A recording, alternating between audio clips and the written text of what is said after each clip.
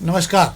शाम के अखबारों की चर्चा चाय के साथ। आज 6 अप्रैल है और इंदौर शहर की कुछ अच्छी खबरें। कल बजट आना है नगर निगम का, उसकी तैयारियां हैं।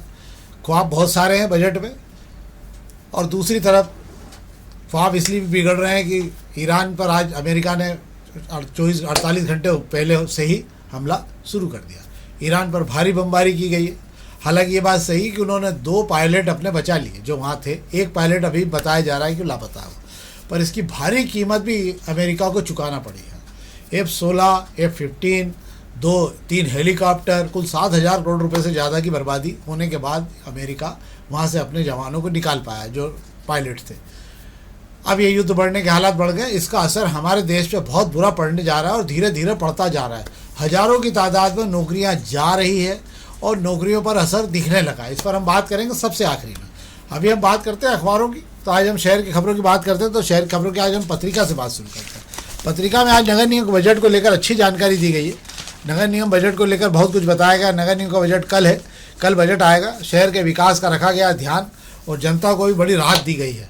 पहले से ही राहत इतनी मिल चुकी है जनता को, और इस बजट में तमाम प्रावधान किए गए। कोई नया टैक्स नहीं लगाया गया। हालांकि पहले से कई टैक्स लगे हुए हैं, इसलिए अब नए टैक्स की जरूरत नहीं है।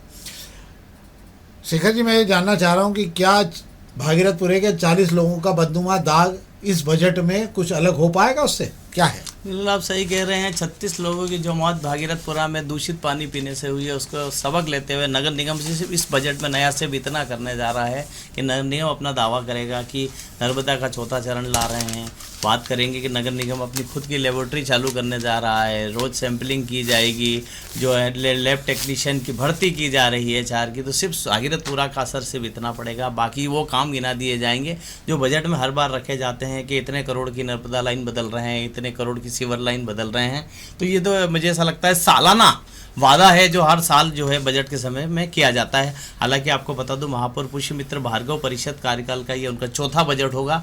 इस बजट के बाद में वैसे भी एक बजट और अगले साल पेश कर पाएंगे।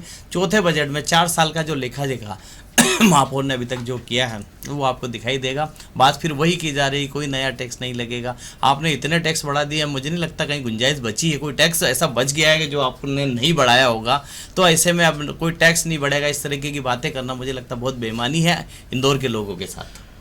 थोड़ा सा बता सकते हैं नगर निगम का स्थापना खर्च कितना हो जाएगा? 1,000 करोड़ में से कितने रुपए खर्च हो रहे होंगे? बिल्कुल आप सही बता रहे हैं कि नगर निगम की जितनी कमाई हो रही सालाना, उससे ज़्यादा उसका खर्च बढ़ जाता है। यही वजह है कि नगर निगम को जब हालात जो ऐसे बिगड़ते जाते हैं, अभी जब बात कर लें लोक अदालत आती, जब आपके पास पैसा आ जाता है, जब टैक्स में छूट देते हैं, जब आपके पास पैसा आ जाता है, बस बाकी दिनों में आपको पगार बांटने के लिए भी संघर्ष करना पड़ता है, ओडी लेना पड़ता है बैंकों से। जिस तरीके से सरकार जो है मुफ्त की रेवड़ी बांटने के लिए कर्जा ले रही है, नगर निगम भी जो ओडी ले के काम चलाती है। नगर निगम की उतनी कमाई नहीं है। बात कर रहे हैं 8,500 करोड़ का बजट ला रहे हैं। अब 8,500 करोड़ एक साल में लाएंगे कहाँ से? मुझे तो आज तक समझ में नहीं आया कि नगर निगम की कमाई जो कुल मिला के 1,000 से 1,200 करोड़ रुपए सालाना आपकी टैक्स से वसूली होती है। आप सरकार से पैसा ला नहीं पा रहे हो। चंगी पूर्ति का जो आपके हिस्से का है वो भी आप जोड़ लो, इधर उधर का और मिला के 1,500-2,000 करोड़ आप मान लो कि आपके आते हैं। फिर भी 8,500 करोड़ का बजट कैसे होता है का समस्या पर है। ये कागजों में जो है योजनाएं बनती है और अगली बार भी ये कैरी फॉरवर्ड हो जाती है। ये कागजों पे ही बजट बन सकता है। ये ठीक वैसे ही ख्वाब है जैसे एक तल मंजिल का पता नहीं किसी मकान की, और 8वीं मंजिल की हम बात कर रहे हैं, और 8वीं मंजिल पर हम आपको बहुत सारी सुविधाएं देंगे।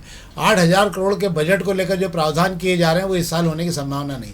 वैसे भी ये शहर जो है इस साल नगर निगम की कार्य प्रणाली से ईमानदारी से भर पाया है। मतलब अगर कुछ अच्छा हो जाए तो कुछ एक ही चीज़ अच्छी हो सकती कि जो सड़कें जैसी थी उनको वैसे साफ सूफ करा के वापस यथावत दे दी जाए, और जहाँ पानी जैसा मिल रहा था वैसा भी ईमानदारी से मिलता रहे तो बहुत होगा। ये थी खबर। अब हम बात कर लें दोपहर खबर। दोपहर खबर में एक खबर है, हमने आपको परसों कृष्णबाग कॉलोनी को लेकर सुप्रीम कोर्ट का एक फैसला सुनाया था कि न्याय नगर ने वहाँ पर जो है 71 मकान तोड़ने का आदेश मिल चुका है। प्रशासन इतनी जल्दी में क्यों था हम भी नहीं समझ पा रहे, तो हमने ये सवाल भी उठाए थे कि प्रशासन को इतनी जल्दी क्यों हो रही किसी निजी ज़मीन पर अतिक्रमण हटाने को लेकर।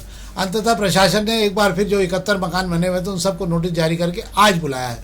उनसे बातचीत करने के बाद ही अंतिम निर्णय इसमें हो पाएगा। सुप्रीम कोर्ट के फैसले पर इतनी ज़बरदस्त तैयारी देखने को पहली बार मिली। आपको याद दिलाना चाहता हूँ कि 10 साल से ज़्यादा हो रहे होंगे, करीब करीब 135 शहर की बहुमंजिला के अवैध निर्माणों को तोड़ने का आदेश भी सुप्रीम कोर्ट कर चुका था, जिसे आज तक शासन प्रशासन नगर निगम घोल के पी गए, जिसका कोई मामला आज तक एक बिल्डिंग पर हाथ भी नहीं लगाया गया है।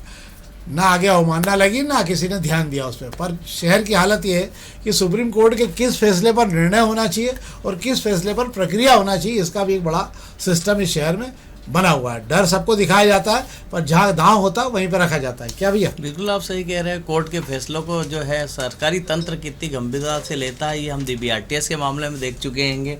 BRTS को तोड़ने के लिए तमाम जतन कर दिए गए, अभी भी बस स्टाफ बाकी है, जाने क्या क्या जतन किए जा रहे हैं। वेस्टरबाग कॉलोनी वाले मामले में बात वहीं आ जाती है कि जहाँ कोई बोलने वाला नहीं होता है उन पे आप तुरंत कार्रवाई देते हैं, जहाँ आपको लाभ हानि नहीं दिखती है वहाँ आप तुरंत कार्रवाई कर देते हैं। आप वेस्टरबाग कॉलोनी को लेकर जो सुप्रीम कोर्ट में डिसीजन आया, ऐसे मुझे लगता है और भी शहर के कई मुद्दों को लेकर कोर्ट से डिसीजन आ चुके हैं, सब पे अमल होना चाहिए। मुझे लगता है सरकार, अगर कोर्ट न्यायपालिका ने कोई फैसला किया तो उस पर अमल होना ही चाहिए, फिर वो रसूखदार की संपत्ति हो या फिर ये वो किसी गरीब की संपत्ति हो, पर एक सरी का न्याय होना चाहिए। ऐसा ना हो कि गरीबों के मकान तो आप तोड़ने के लिए उतारू हो जाओ और जब रसूखदारों के कार्रवाई की बात हो जाए तब आप जो है मुंह बंद करके बैठ जाते हैं। सही बात है। ये ठीक वैसे ही मामला है जैसे मालवीय नगर के मकानों का मामला हो या छावनी के रोड को चौड़ा करने का।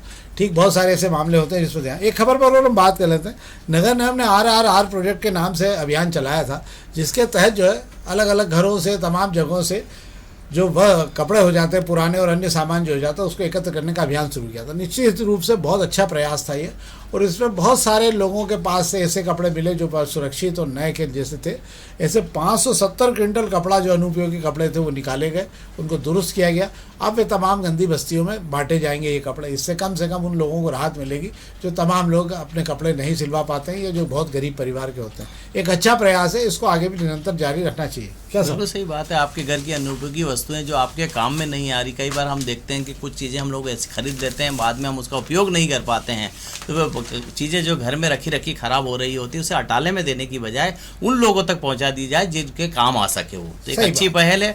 और शहर में इंदौर, आपको बता दूं, शहर नगरी सीमा में 29 बस्तियां ही बची है अब, वहां तक जो है मुझे लगता है उनके काम की जो चीज़ें वो पहुंच ही जाना चाहिए। बहुत अच्छी बात है, ये प्रयास अच्छा है और होते भी रहना चाहिए। अब हम अग्निबाण खबर की बात कर लें। अग्निबाण खबर में 1-2 खबरें बहुत महत्वपूर्ण है, बाकी सब जगह बजट से ही भरे पड़े हैं अखबार। एक तो वन विभाग 310 एकड़ की आधुनिक अनाज मंडी और ट्रांसपोर्ट नगर का प्रोजेक्ट बनाना था प्राधिकरण को। इसको लेके जगह सब तैयार कर ली गई थी, पर वन विभाग से हरी झंडी मिली नहीं। अंततः 310 एकड़ की अनाज मंडी और ट्रांसपोर्ट नगर का बड़ा प्रोजेक्ट दोनों प्राधिकरण ने फाइल में वापस बंद कर दिए, और इस पर कंसल्टेंसी के नाम पे 9 लाख रुपए भी अलग खर्च कर चुका है नगर निगम। मतलब खाया पिया कुछ नहीं, गिलास फोड़ा के पैसे और चले गए नगर प्राधिकरण के। योजना पर इम्प्लीमेंट होने से पहले कोई तैयारी न होने का परिणाम है कि ज़मीनों की जानकारी न लेते हुए दूसरे विभागों की ज़मीनों को जो पर निशाना बनाते हैं उसके कारण ये दिक्कतें आती है। क्या सर? बिल्कुल आप सही कह रहे हैं। आईडीए की, मुझे ऐसा लगता है कि आईडीए की ये स्वभाव में आ चुका है कि योजनाएं ला के रख देना, ये नहीं देखना कि सामने सरकारी विभाग है। आप किसानों की या आम जन की ज़मीन तो बड़ी आसानी से लेते हैं योजना लगाकर, पर बात फिर विभागों की आती है तो विभागों की जो पेचीदगियाँ है उसको सुलझाए मैंने आप सोचें कि आसानी से आप ज़मीन हासिल कर लेंगे तो ये संभव नहीं है। और 9 करोड़ रुपये जो आज आपने जो फूके हैं, मुझे लगता है उन अफसरों से इसकी भरपाई करनी चाहिए जिन्होंने ये योजना बनाई थी कि जो है आसानी से जो वन विभाग से वो ट्रांसपोर्ट के लिए जमीन ले लेंगे। अब हम बात अग्निबाण की एक और कर ले रहे हैं। ये खबर कल बजट में इसका प्रावधान किया गया था। सुभाष नगर चौराहे, सुभाष नगर और भंडारी मिल की ये 2 पुल, भंडारी मिल का मतलब ये वाला नहीं, अहिल्याश्रम पर जो पुल है एक, और सुभाष नगर मतलब शमशान घाट के लिए जो दूसरा पुल, ये दोनों पुल 100-100 फुट के किए जाएंगे। 100-100 फुट के पुल होने से फ़ायदा ये होगा कि रोड चौड़ा हो जाएगा। हालांकि मुझे ऐसा लगता है कि दोनों ही पुल के चौड़ा करने से भंडारी मिल के पुल पे तो दिक्कत नहीं है, पर सुभाष नगर के पुल को चौड़ा करने में कम से कम 15 से 20 मकान साफ हो जाएंगे जो बिल्कुल पुल की बॉर्डर से लगे हुए। दोनों साइड पर मकानों को साफ होने की प्रक्रिया हो जाएगी जो मकान कई साल पुराने हैं, जो दिख रहा है इस खबर के आधार पर। क्या सर? बिल्कुल आप सही कह रहे हैं। इन पुल के आसपास की अगर सड़क देख दी जाए, आगे वाला हिस्सा और पीछे वाला हिस्सा देख जाए तो सड़क तो चौड़ी है पर वह पुल जाते सकरा हो जाता है। तो पुल को अगर चौड़ा किया जाएगा तो पुल के आसपास के जो मकान है वो तो हटाना ही होंगे, और वहाँ छोटे छोटे से कई मकान जो हैं पुल से सटकर बने हुए हैं। अब हम बात कर ले रहे हैं प्रभातकरण खबर की। प्रभातकरण की एक खबर, कुछ पॉलिटिकल चर्चा भी हो जाए इस पर। आज चुनाव हो जाए तो मध्य प्रदेश में भाजपा का सफाया हो जाएगा। पहली बात तो सब जानती है कांग्रेस की अच्छी तरह से कि आज चुनाव हो नहीं सकते, चुनाव का तो अपना एक समय होता है, पर जिसको देखो वो आज चुनाव करा लो, बस आज चुनाव करा लो तो सब निपट लेंगे। ये क्या खबर है कि मजाक है, क्या है? जी बिल्कुल, आपको बता दूं, ये खबर कांग्रेसियों को अब लगता है कि कहीं ना कहीं कांग्रेस जो है अब मध्य प्रदेश में दिखाई देने लगी है, विपक्ष का रोल बेहतर तरीके से अदा कर रही है। जिस तरीके से मध्य प्रदेश में जो है भाजपा सरकार के खिलाफ माहौल बना है, नगर निगम में भाजपा के खिलाफ माहौल बना है, उसको लेकर कांग्रेसियों की अपनी राय है, अपनी सोच है। आपको बता दूं कि कल मल्हार गार्डन पाल्दा में जो है कांग्रेस की जो चिंटू चौकसे की जो नई टीम बनी है 50 पदाधिकारियों की, उन्हें नियुक्ति पत्र बांटे गए। हालांकि बता दूं कांग्रेस में कभी पहले नियुक्ति पत्र बढ़ते नहीं थे, पहली बार नियुक्ति पत्र दिए गए हैं। वजह है कि पहले 1200 से लेकर 1500 तक की कार्यकारिणी बढ़ती थी, मतलब रेवड़ी की तरह पद बांटे जाते थे। इस बार रेवड़ी पर जो है लगाम लगा दी गई है और 50 की कार्यकारिणी कर दी गई है। पेड़े बांट रहे हैं। पेड़े बांट रहे, बिल्कुल सही कह रहे हैं आप।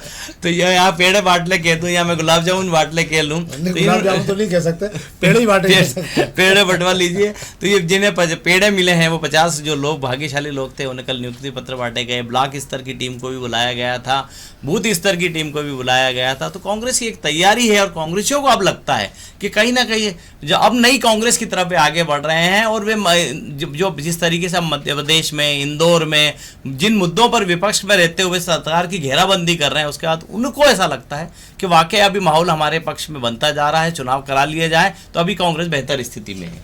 निश्चित रूप से कांग्रेस ने अपने आप को खड़ा कर लिया है, पर सबसे बड़ा सवाल ये उठता है कि कांग्रेस के जो दिग्गज नेता हैं, जब तक वे खुद मैदान में नहीं उतरेंगे तो जीतू पटवारी के भरोसे अकेले आप चुनाव जीतने की स्थिति में नहीं आ सकते हैं। पर यह प्रयास हो रहा है तो कांग्रेस जिंदा तो होगी इस प्रयास में, पर कांग्रेस तभी जाजम पे दिखेगी मैदान में जब सारे बड़े नेता एक जाजम पर खड़े होंगे। वो चाहे अरुण यादव हो, चाहे दिग्विजय सिंह हो, चाहे कमलनाथ हो, और जो भी नेता हैं तमाम प्रदेश भर के, चाहे अजय सिंह, राहुल भैया हों, ये सारे लोग जब तक नहीं होंगे एक जाजम पर, जब तक कुछ भी नहीं हो सकता है। तो ये तो थी खबरें जो शहर की थी। अब हम आपको कुछ व्यापार की खबरों की कुछ जानकारी देते हैं। ये वो जानकारी है जो अलग अलग प्लेटफार्म पर, इकोनॉमिकल प्लेटफार्म से मिलती है, जो हम आपके लिए अलग से निकाल के रख लेते हैं। एक तो जहां एक और कच्चे तेल की कीमतों में आज से गैस की कीमतें बढ़ गई हैं। आज से गैस की कीमत अडानी समूह ने और रिलायंस ने, दोनों ने अपनी 3 से 4 रुपये किलो गैस के भाव बढ़ा दिए। इसका असर अब अडानी समूह से जुड़े हुए जहाँ जहाँ भी फार्म होंगे वहाँ पर दिखाई देगा।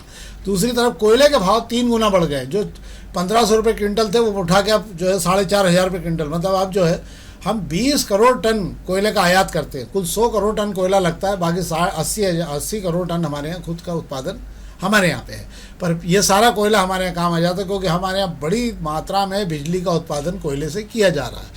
अगले कुछ दिनों में इसका असर सीमेंट फैक्ट्रियों पर, सरिया स्टील की फैक्ट्रियों पर और एमएसएमई में जहाँ जहाँ भी कोयले का उद्योग का काम, 3 गुना कीमत बढ़ने का असर आपको दिखाई देने लगेगा। बहुत बड़ी तादाद में फैक्ट्रियाँ बंद होना शुरू हो गई, चाहे वो सिरेमिक की हों, चाहे कपड़े की हों, तमाम जगहों पर इसका असर बहुत तेज़ी से बढ़ रहा है। आज शेयर बाज़ार फिर फिसल गया है, लगभग 250 को 300 को गिरावट पे था।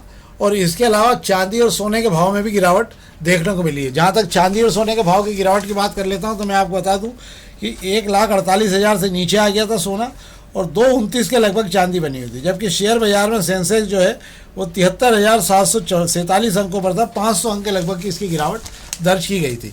इसका असर जो है, अब चूँकि युद्ध आज से शुरू हो गया है तो इसके कारण अब हालात और बिगड़ेंगे। अब माना जा रहा है कि कच्चा तेल अभी भारत महंगा खरीद ही रहा है, इस पर और दबाव देखने को मिलेगा। और सबसे बड़ी बात ये, एक सप्ताह के अंदर ही 10 अरब डॉलर का हमारा जो विदेशी मुद्रा भंडार है वो घट गया है। उसका कारण ये हो रहा है कि रुपए की गिरती कीमत के कारण रिजर्व बैंक को बड़ी मात्रा में डॉलर बाजार में छोड़ना पड़े और उसके कारण 10 अरब डॉलर चले गए और हमारे 1 महीने के अंदर 40 अरब डॉलर का हमारा खजाना खत्म हो गया है। यदि इसी गति से ये खजाना घटना शुरू हुआ तो आप ये मान के चलिए कि अगले 2 महीनों में इसका बहुत ज़बरदस्त असर हमारे विदेशी मुद्रा भंडार पर दिखेगा और उसका असर हमारे लोगों के जीवन पर भी आपको कुछ समय बाद देखने को मिलने लगेगा। हालांकि सरकार चुनाव में लगी हुई है, सरकार चुनाव में सरकारें बना ले, उसके बाद आपकी तरफ ध्यान देगी। तब तक मुझे ऐसा लगता है कि शायद उसके पहले जाग जाए तो ज़्यादा बेहतर होगा, क्योंकि हम कच्चा तेल $145 प्रति बैरल पर रशिया से खरीद रहे हैं। ये सबसे महंगा तेल अभी तक जो आ रहा था। तो ये सारी चीज़ें वो हैं जो आपको महंगाई बढ़ाने की दिशा में बहुत तेज़ी से बम फटने की स्थिति में आ गया है। तो ये व्यापार की खबरें थी जिससे हमने आपको अलर्ट किया है। ये वो जानकारियाँ जो आपको अलग अलग प्लेटफॉर्म पे मिलती है। इकोनॉमिकल प्लेटफॉर्म होते हैं, आर्थिक प्लेटफॉर्मों से जानकारी मिलती है। चाहे वो इकोनॉमिकल प्लेटफॉर्म है, चाहे वो अखबार हो, चाहे जो भी हो, उससे हम ये निकाल के आपको जानकारी देते हैं। हमारा आपसे आग्रह है कि कृपा करके इस कार्यक्रम को, ये आपके लिए कार्यक्रम बनाया जाता है, आपकी को शहर की जानकारी के अलावा दूसरी अन्य जानकारी भी इसलिए देते हैं कि वो बेहतर तरीके से आप इसको समझ लें। एक कार्यक्रम आपके पूरे दिन भर की जानकारी के लिए आपके साथ होता है। दोपहर न्यूज़ का विशेष कार्यक्रम हम विशेष रूप से बनाते हैं। शेखर जी आपको वो सारी जानकारियां खबर के पीछे की देते हैं जो शायद खबर में नहीं होती है। तो हमारा आपसे आग्रह है, इस कार्यक्रम को अपने मित्रों तक पहुंचाइए और अधिक से अधिक लाइक जरूर करिए। आप सब्सक्राइब भी करिए, यदि आपने सब्सक्राइब नहीं करा तो सब्सक्राइब भी करिए चैनल को। बहुत बहुत धन्यवाद।